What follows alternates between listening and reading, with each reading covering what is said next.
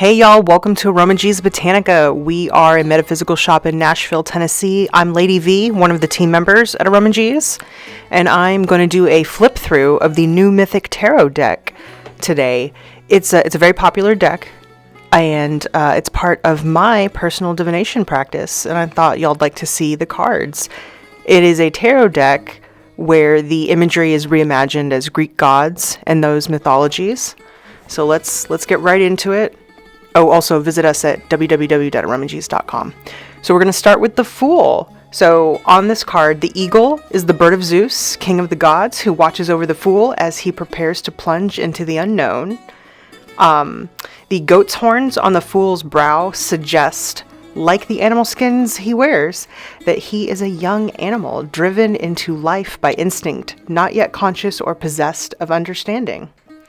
And the cave from which the Fool emerges is the past, the dark and the undifferentiated mass from which the beginning of a true sense of individuality is about to take form.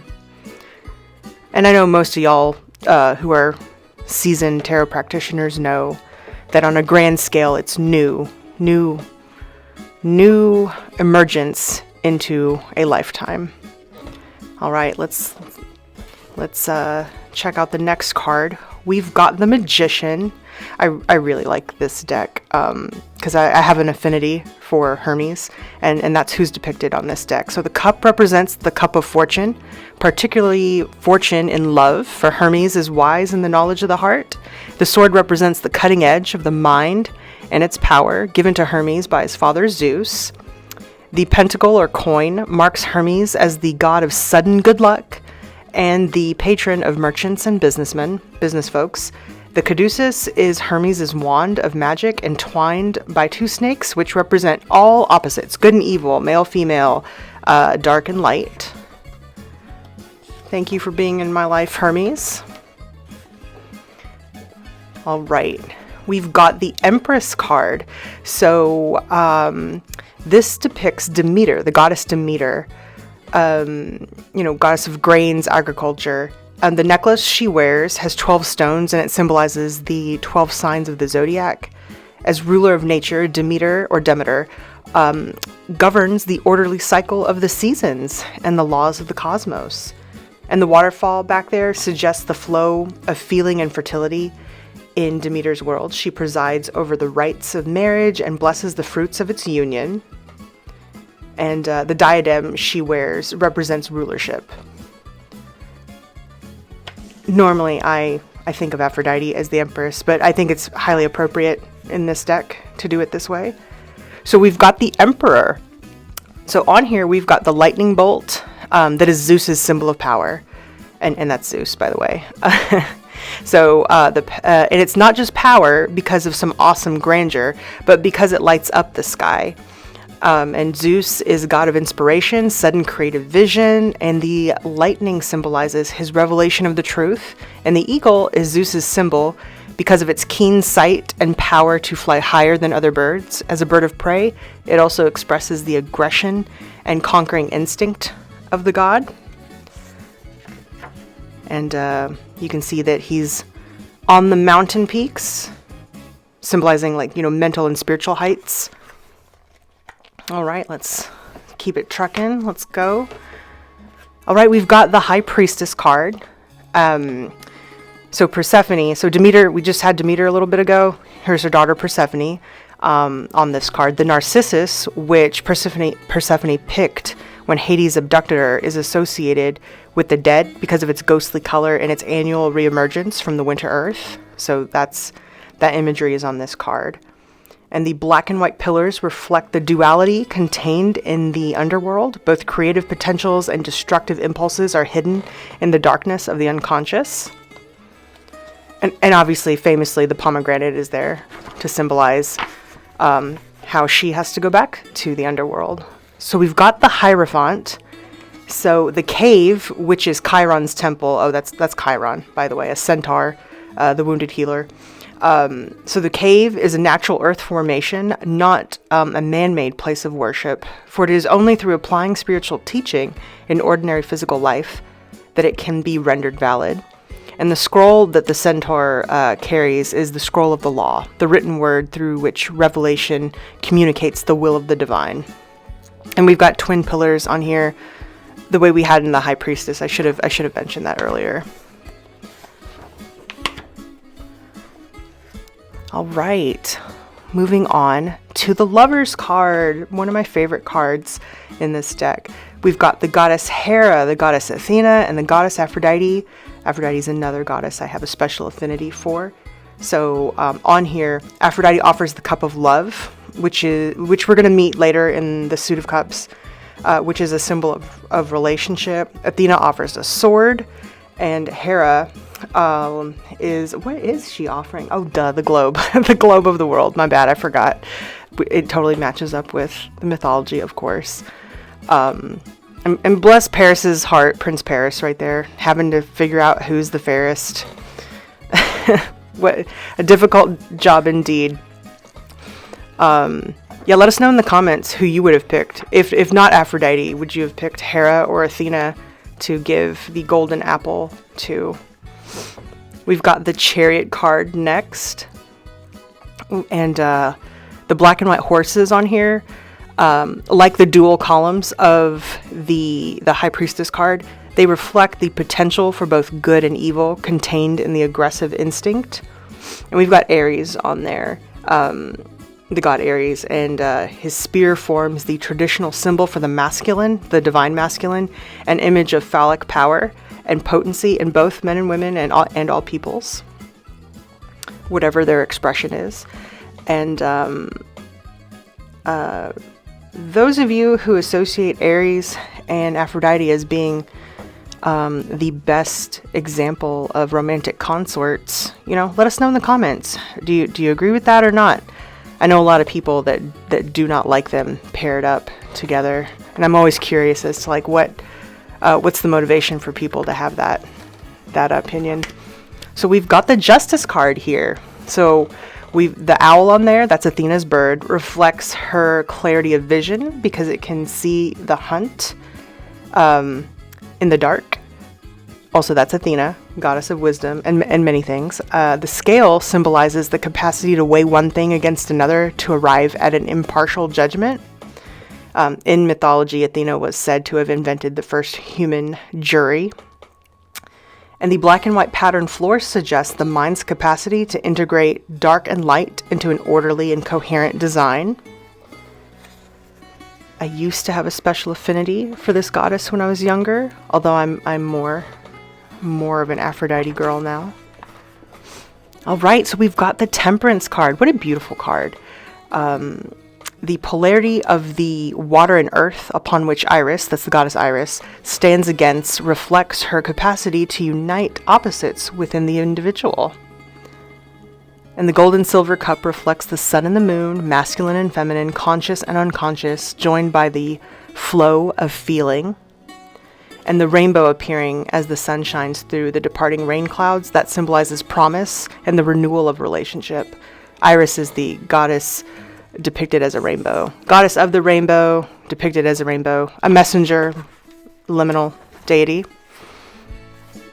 And we've got the Strength card. Heracles or Hercules. That's who is depicted on here, battling this lion. He's wearing the blood red color of Aries, who we met in the Chariot card, if you remember, because he's already learned the lesson of harnessing his aggression and directing it towards a creative endeavor. That's a lesson I definitely associate with Aries. I do not see Aries as always being the energy of brutality.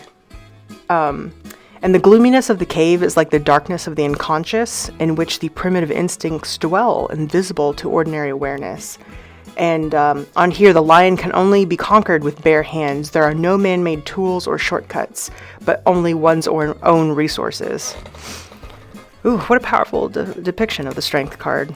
Something to think about, all those lessons. Now we've got the Hermit card. The card of the Hermit portrays an old man with a gray beard, shrouded in gray robes, with his face half hidden by a cowl. In his right hand, he carries a lamp, which burns with a bright golden light. In his left hand, he wields a scythe. A crow perches on his shoulder. Behind him is a cold, misty landscape of gray mountains bleeding into an oppressive gray sky. And the crow is Kronos's bird, and that's Kronos on there. So much isolation in that card, which I don't consider that bad or good. Just a neutral observation that I have. All right, so we've got the Wheel of Fortune. The card of the Wheel of Fortune in this deck portrays 3 women seated within a dark cave. The first is young and spins thread from a golden spindle. The second is handsome and mature and measures a length of the thread between her hands. The third is old and holds a pair of shears. In the center between them is a golden wheel, around which 4 small human figures can be seen in different positions. Through the mouth of the cave, a rich green landscape is visible. The cave suggests both the womb from which life springs and the tomb to which it returns, the beginning and end of fate. Ooh, pretty heavy stuff. Oh, and those are the Morai, the women depicted on there that are holding the threads of fate. Those are the Morai. We've got the Hanged Man. So it's Prometheus. Bless his heart.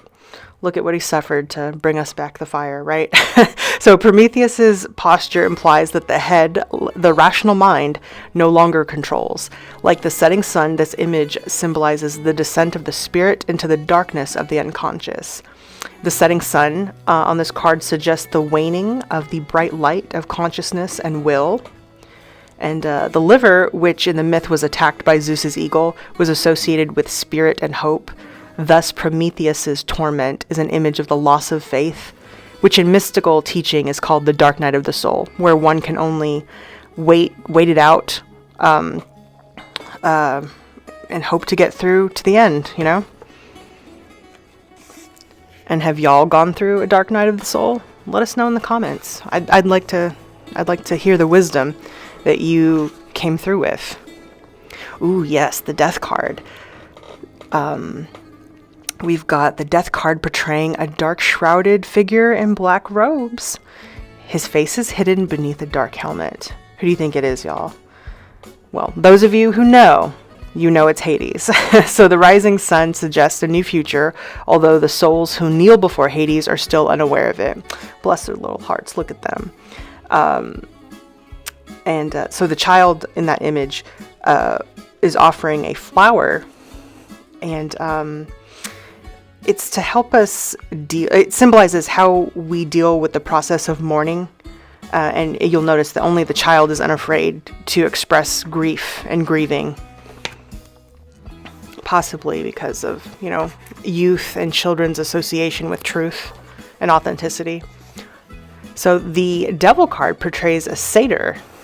And this is the satyr, Pan. The dark and doorless cave implies that Pan dwells in the most inaccessible realm of the unconscious. Only Crisis can break through the wall into his secret chamber. Ooh, what an interesting thing to think about.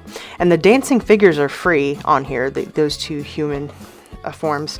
If they so wish, they can remove their chains, for their hands are not bound. So bondage to this devil is ultimately a voluntary matter, which consciousness can release.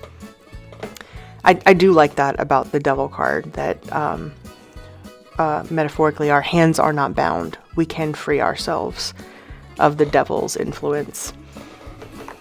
May we all do that in this lifetime, right?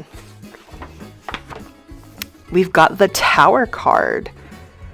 We've got Poseidon on there.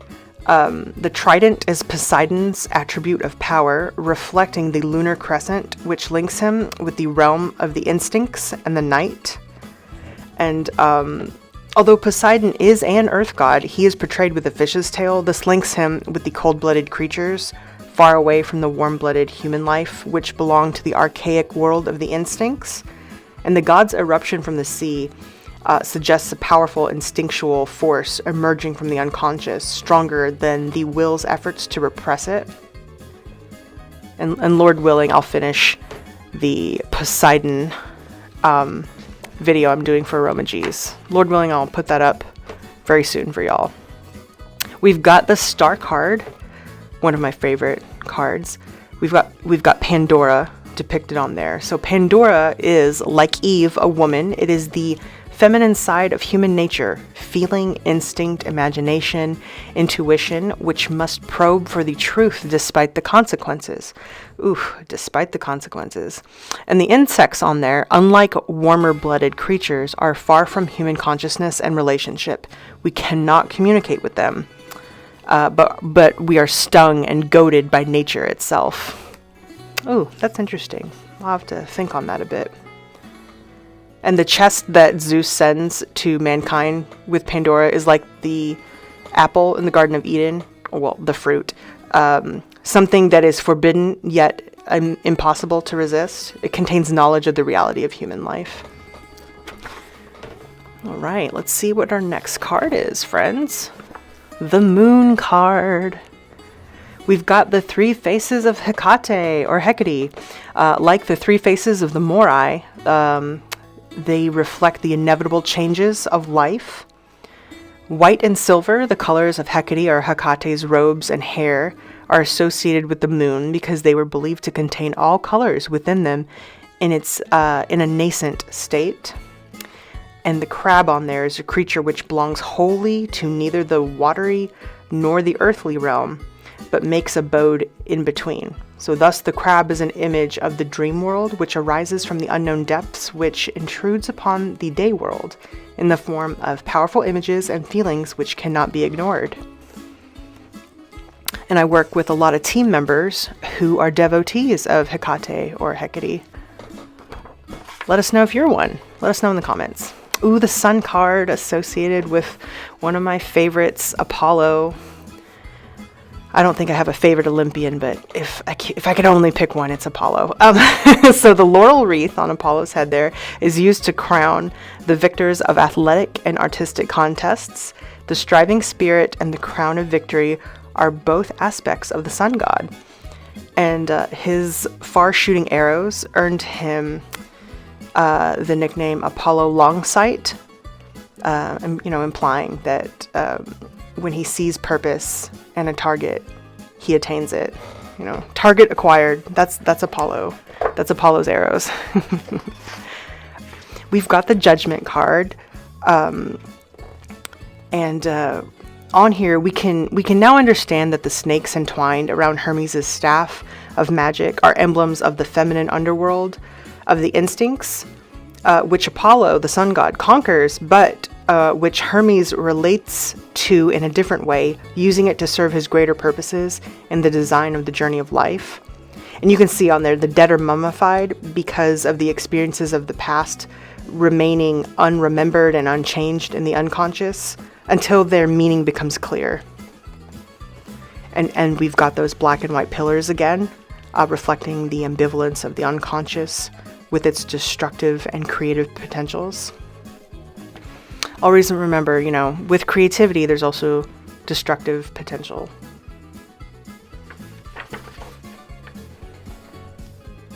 We've got the World card. So on here, you'll see the world snake called the Ouroboros, which is said to be itself both male and female, self-impregnating, self-feeding, immortal, and complete. Thus, it is the mythic image of both God and nature, here embodied in one symbol. And the golden staves are connected with the magic wand of Hermes, for the reborn personality can create more potently in the realms of feeling, imagination, mind, and matter. And those four symbols on there represent fire, water, earth, and air, reflecting the potentials which await development for a new personality, new personhood. And now we're on our way to the Minor Arcana. For the Suit of Cups, we'll discover the myth of Eros and Psyche. For the Suit of Wands, it'll be the myth of Jason and the Golden Fleece. For Swords, it's Orestes and the Curse of the House of Atreus. And the Suit of Pentacles will investigate the myth of Daedalus. No surprise here, Ace of Cups is Aphrodite holding a beautiful golden cup. The cup is filled with beautiful emotions. Sometimes not so beautiful, but extremely passionate. We've got Two of Cups. This is the initial meeting between Eros and Psyche.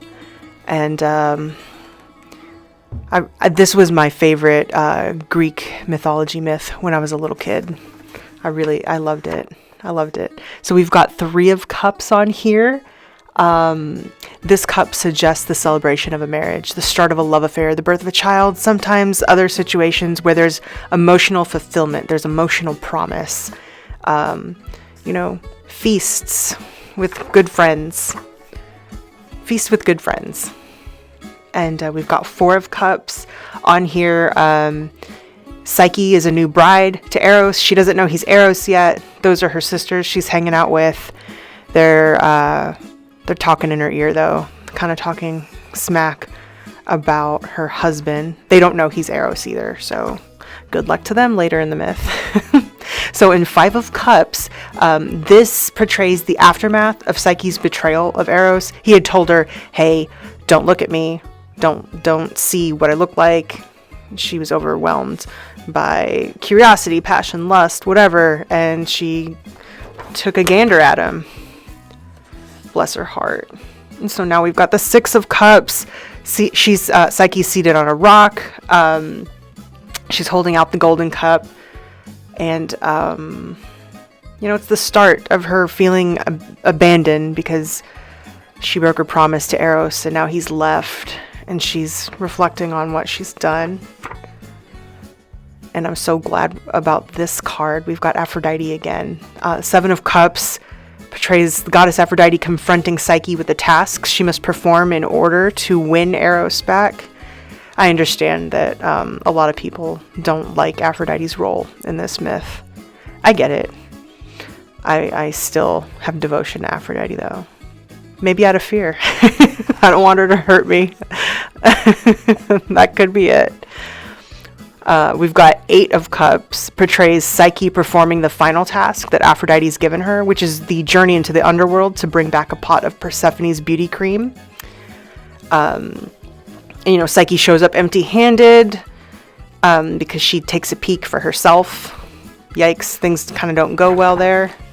9 of Cups portrays the moment of joy when Psyche is rescued from the darkness of the underworld and reunited with Eros.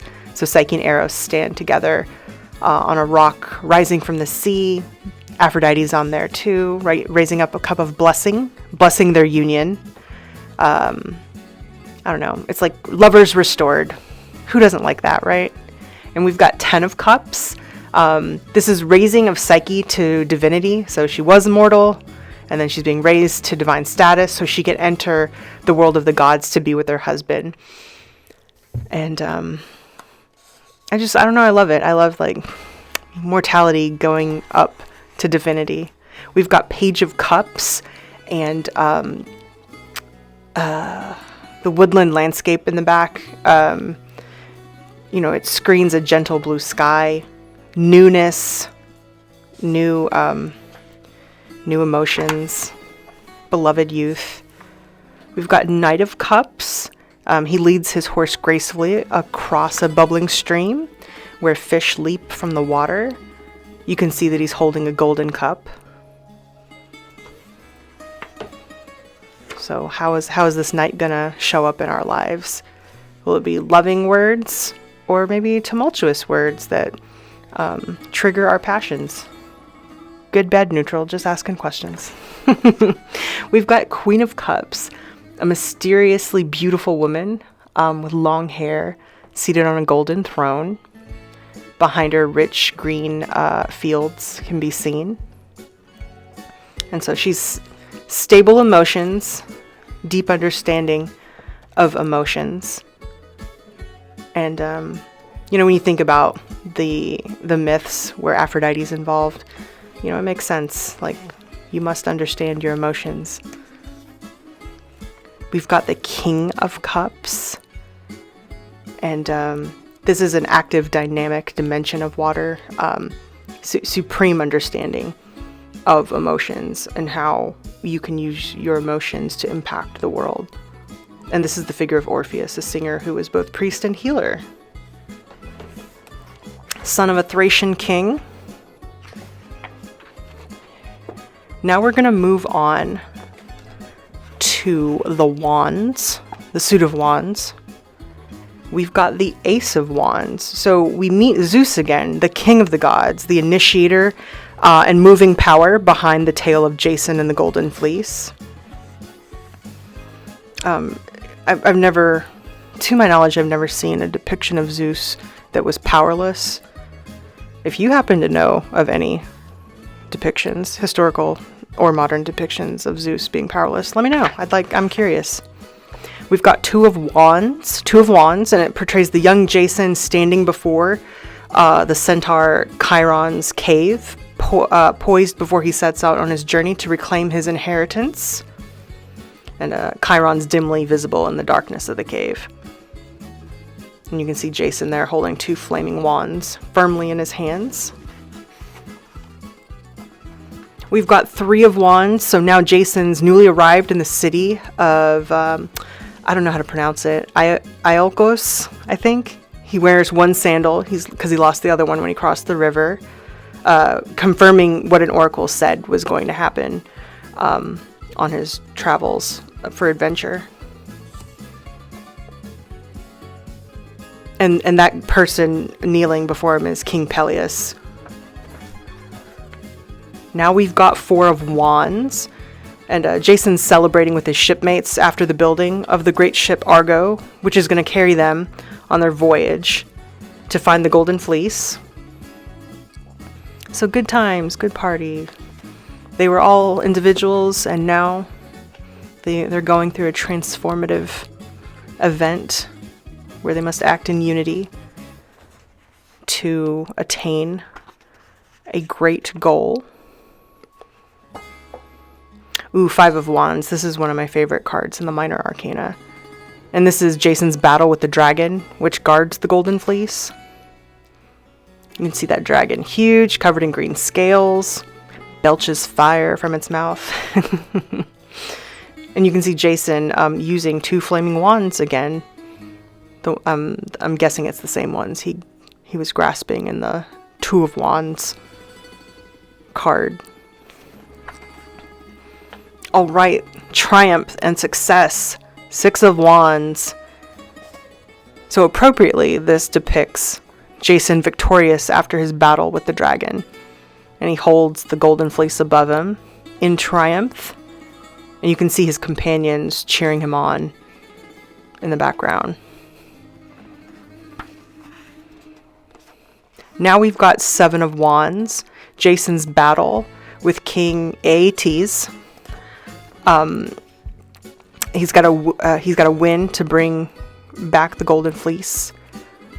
And again, holding 2 flaming wands. Struggles with the king, who's dressed in a flame-colored robe, holding up a flaming wand. 8 of Wands. I love it. I love this. I associate dolphins with Apollo and Dionysus, so I think of those 2 when I see this card. That's just me, though. I'm pretty sure that's not in the book. But we've got Jason's voyage, a way to escape the angry King Aetes, and that's the ship Argo in full sail. We've got 9 of Wands. This is the final struggle of Jason and his Argonauts before the goal is reached. Passage through the clashing rocks. Oh, sturdy ship Argo. It went through so much. You can see the storm raging and the sea being turbulent. And interestingly, well, no, I'll keep that to myself. Never mind.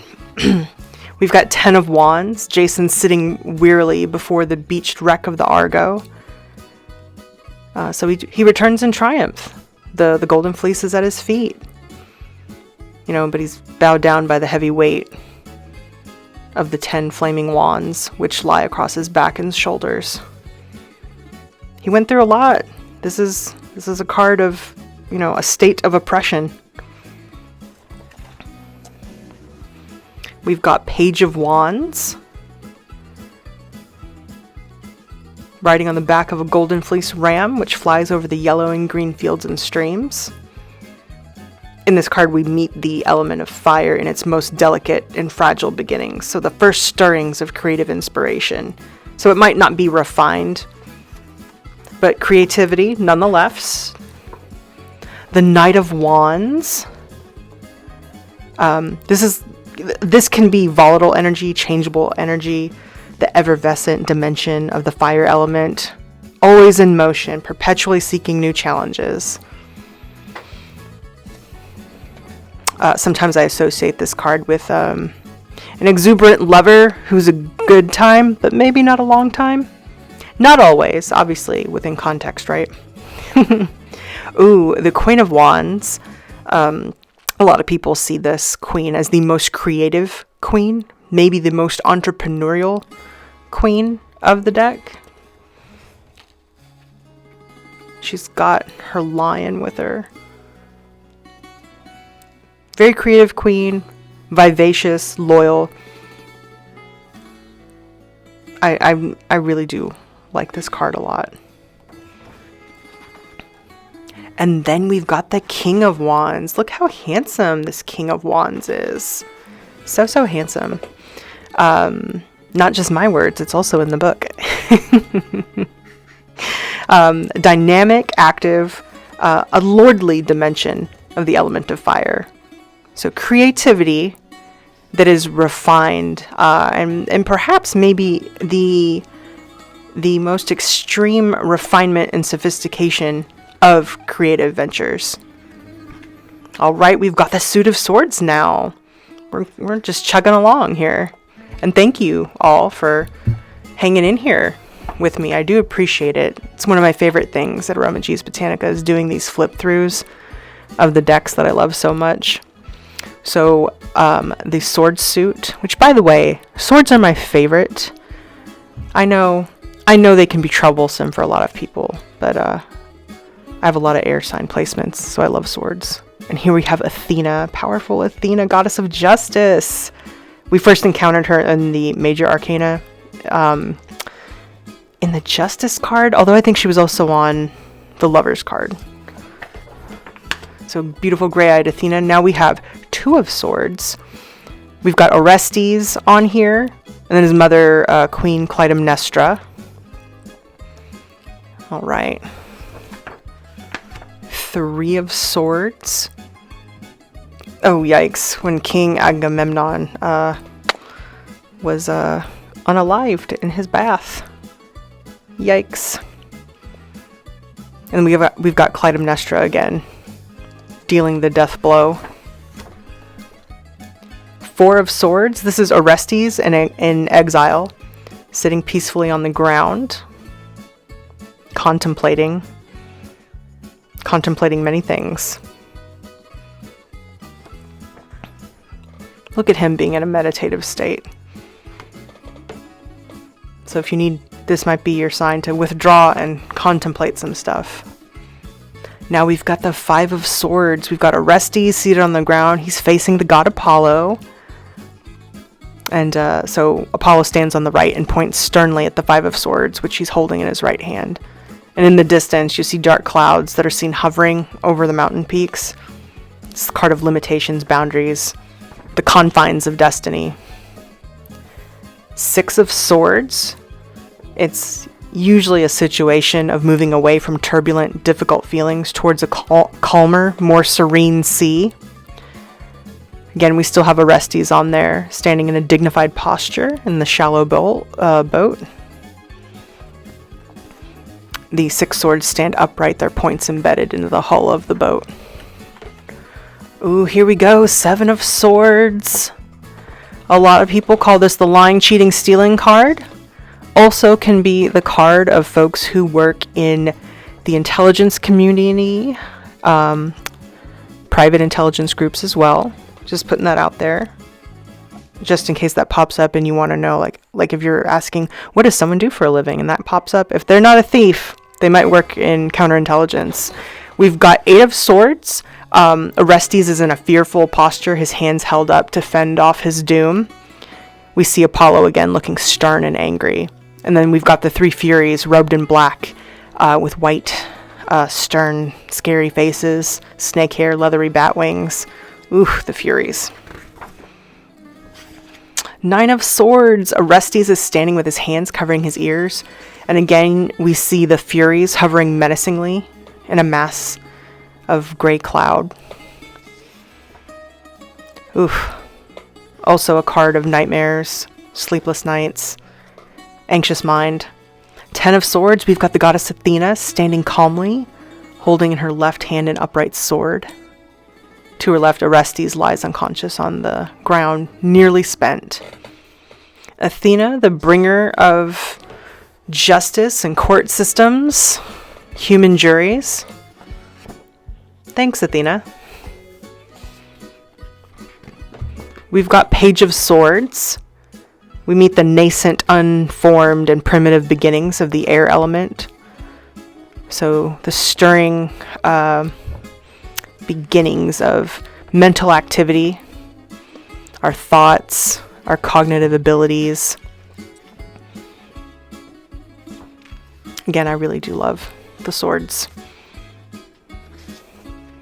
We've got Knight of Swords. So this is this is the energy of like flexibility, volatility, the changeable dimension of the element of air. Sometimes people talk like about how the knight that is on the horse wants to go faster than the horse can possibly go. That sort of energy. That's very Knight of Swords energy. Also, be prepared for sudden changes, whether it's an about face or a pivot. That's what that card could mean. Oh yes, Queen of Swords. I love her. Cool, stern-faced, yet beautiful.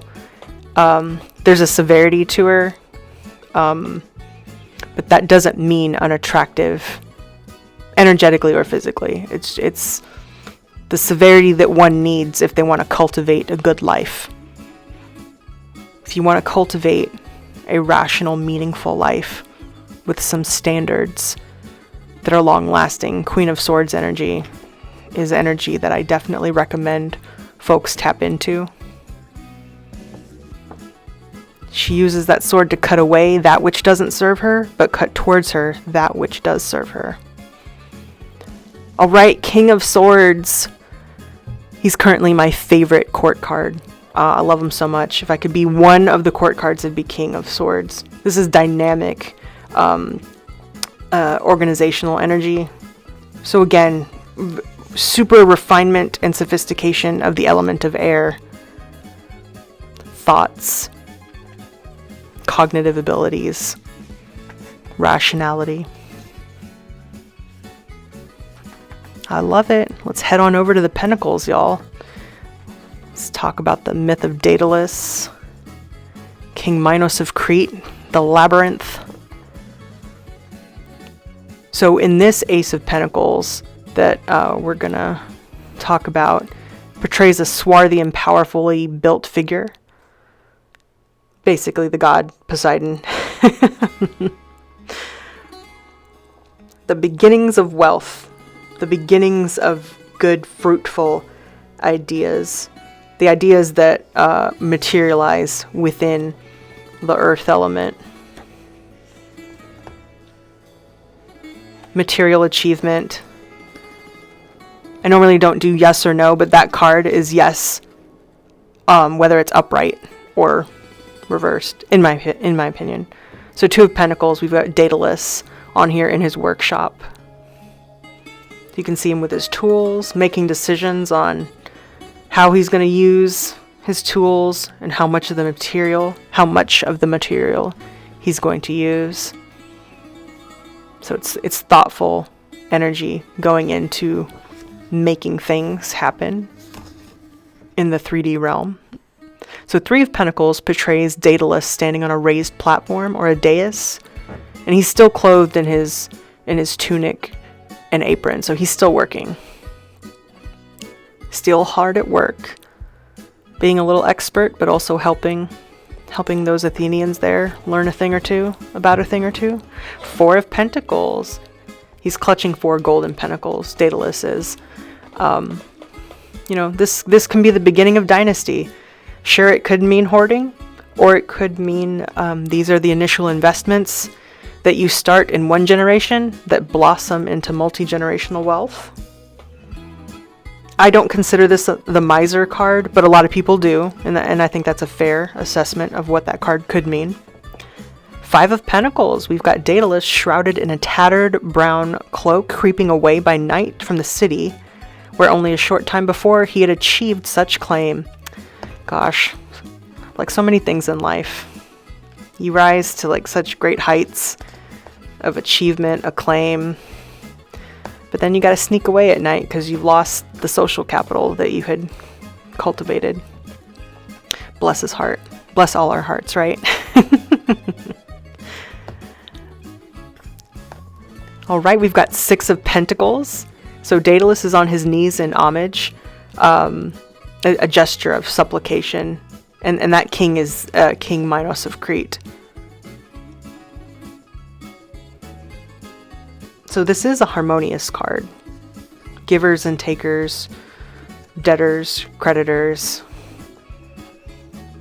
You can get a bailout. Could be one meaning. One of many meanings of that card. 7 of Pentacles. We've got Daedalus in the palace of King Minos. And it's a difficult situation. So Daedalus is in a position of material security. But for how long? He's worked pretty hard. Can he rest on his laurels? He's got to make some difficult decisions. Does he keep working? Does he escape? How much forethought is needed to do the next endeavor? 8 of Pentacles. I like this card a lot because to me it means mastery of skills, mastery of tactics. Some people also associate it with boredom and monotony. I understand that. But maybe that's what takes... Sometimes that might be what it takes to have mastery over a craft. Something to think about.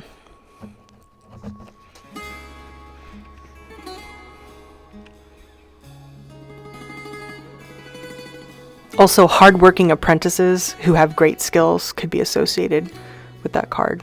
9 of Pentacles, we've got Daedalus standing with his hands folded in a posture of satisfaction, a self-congratulatory smile on his face. This can also be the card of entrepreneurship, or if you're wondering if a side hustle or new hustle is a good idea for you. If this card pops up upright, in my humble opinion, it's a go. All signs point yes. Execute that plan. We've got 10 of Pentacles, and you can see, in my opinion, this feels like the multi-generational wealth, the dynasty that has been created, that started with the 4 of Pentacles energy. And you know, this is like the permanence of actions and creativity and money and resources that outlasts one lifetime of a single individual but can benefit others. We've got Page of Pentacles. This is the element of earth in its most delicate and fragile beginnings. And this is the son of King Celeus of Eleusis on here. New money. The new ideas that help create the manifestations in the 3D world. Also a good sign if you're thinking about starting a business and you wonder if it's a good idea. Here we have the Knight of Pentacles. So industriousness, versatile. It is the changeable dimension of the element of earth. However, a lot of people consider that despite that changeable energy, this knight may be the slowest moving knight of the deck, which isn't good or bad. It's just a neutral observation that some folks have.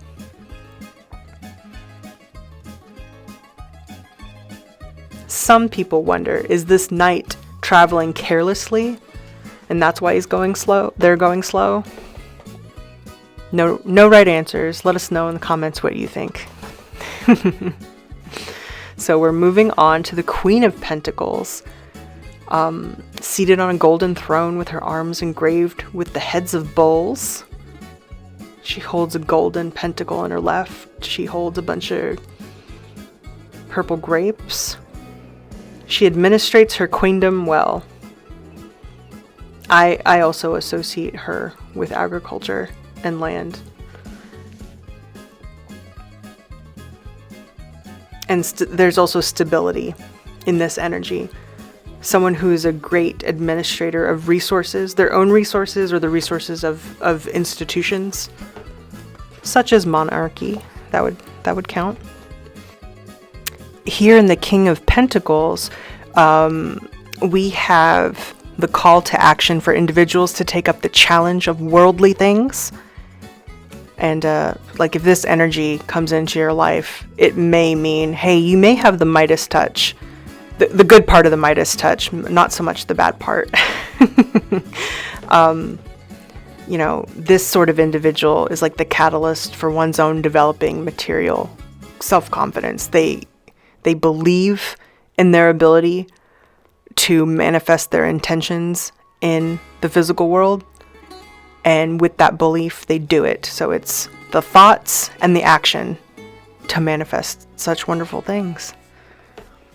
And what a great way to end this flip through of this deck. Again, this is Lady V with aromaG's Botanica. We're a metaphysical shop in Nashville, Tennessee. www.aromags.com. And this is a flip through of the new Mythic Tarot deck. It's a deck that I really love, and I recommend for tarot practitioners, especially the ones who love Greek mythology. Come visit us soon. Thank you, y'all.